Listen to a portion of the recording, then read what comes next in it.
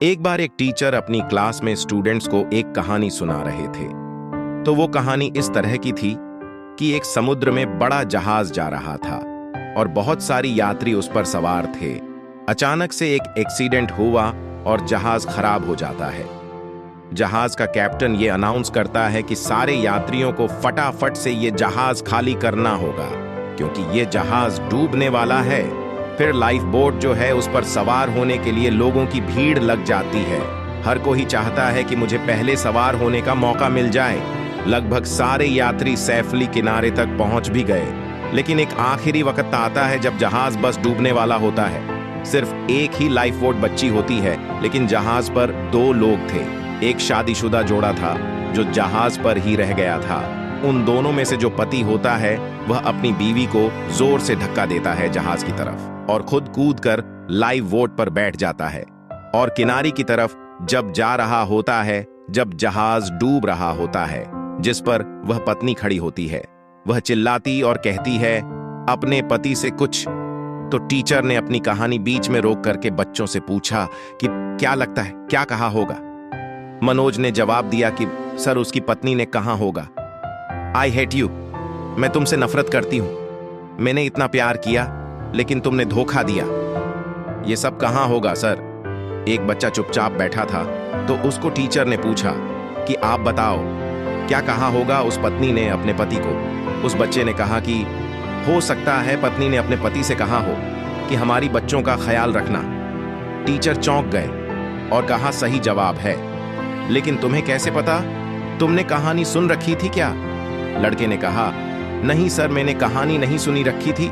मेरी बीमार माँ भी जब अपने जीवन के आखिरी सांस ले रही थी तो मेरे पिता से यही कहा था कि हमारे बच्चे का ख्याल रखना।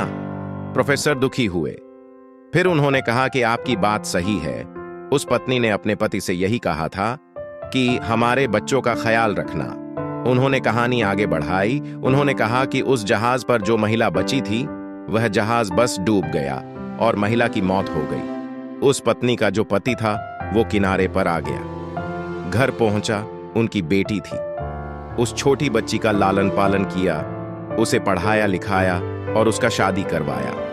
और वक्त का सर्किल है, फिर उस आदमी की भी जान चली गई, उसकी भी मौत हो गई। जो बेटी थी वह एक दिन अपने घर पर मायके में आई हुई थी और घर की साफ सफाई कर रही थी और सामान सारा देख रही थी। उसको अलमारी में एक डायरी मिलती है जो कि उसके पिता की थी और उस डायरी के आखिरी पेज पर लिखा हुआ था कि मुझे क्षमा करना, मैं उस समय समंदर में तुम्हारे साथ समाना चाहता था, लेकिन चाह करके भी ऐसा नहीं कर सका।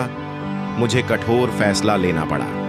हमारी संतान को पालना पोषण जरूरी था, इसलिए मैंने तुम्हें वहीं छोड़ करके खुद की जान बचाना मुनासिब समझा।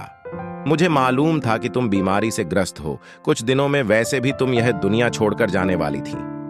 ऐसे में मुझे यह कठोर फैसला लेना पड़ा, वरना मेरा यकीन मानो मैं तुम्हारे साथ समंदर में उस पल समा जाना चाहता था। तुम्हारे बिना मेरे जिंदगी का कोई मतलब नहीं है। वो बच्ची जब ये पढ़ रही थी तो रोती चली जा रही थी।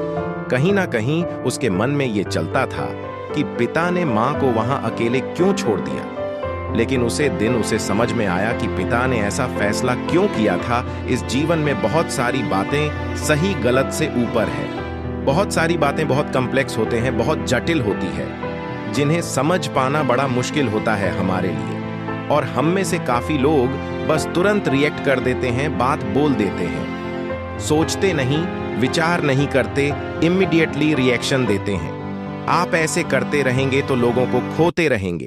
प्रतिक्रिया देना बंद कीजिए, लोगों को जज करना बंद कीजिए, लोगों से प्यार करना, मोहब्बत करना शुरू कीजिए।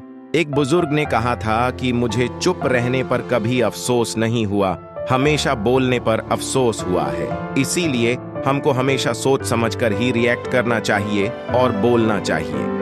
तो आपको यह कहानी कैसी लगी मुझे कमेंट बॉक्स में जरूर बताइए।